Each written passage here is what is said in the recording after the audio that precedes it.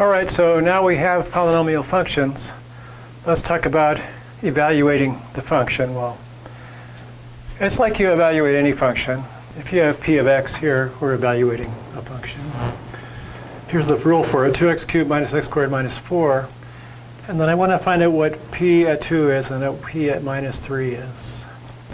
So what that means is you just replace x with those numbers, and that's what you get. So we would write p of 2 and replace x with 2. So 2 times 2 cubed minus 2 squared minus 4, like that. And we just compute that to get the answer, and we'll do that in a minute. And then p of minus 3 would be 2 times minus 3 cubed minus 3 squared minus 4, like that. So let's see what that is. So that's 8 times 2 is 16. That's minus 4. That's minus 4 more. So that's 8. And down here, it's minus 27. So 2 times that, minus 54. Minus 3 squared is 9. Minus 4, like that. So 54 minus 54 minus 13 more is minus 67. Okay. So that would mean, if we were drawing the graph, the points on the graph would be 2 for x, 8 for y, and minus 3 for x, minus 67 for y on the graph, if we were making the graph. Okay.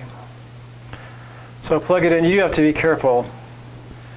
If you use your calculator, it does some weird stuff. So the calculator doesn't always handle minus signs and powers in the way you might expect. Without parentheses, bad stuff happens. So if you're going to be raising a negative number to a power, I'd recommend putting it in parentheses. Now over here we have sums and differences of functions. So basically we need a way to define new functions from old functions. There's various things you can try. In fact, any arithmetic operation, multiplication, division, addition, subtraction, constant multiplication would work. But here we're just talking about sums and differences. So as for any functions f of x and g of x, we define new functions. So here's the function name, f plus g. Here's the input number, x. We're going to compute the output by taking the sum of the outputs for f and g. So we put here sum of the outputs in the first case. And here we take f of x minus g of x, and we take the difference of the outputs. That's to say, if you want to compute f plus g and you've got some number, and you have f and g around to work with, you can use that number for f, that number for g, and add them together.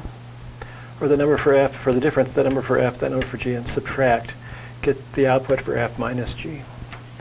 So since we need to be able to compute f of x and g of x before we can proceed, the domain for the functions, either the sum or the difference, will be the intersection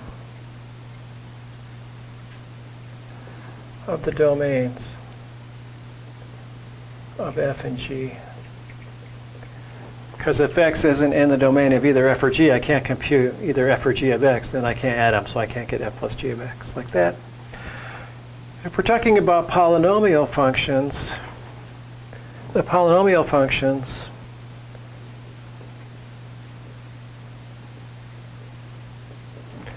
for polynomials, I should write it here, for polynomials.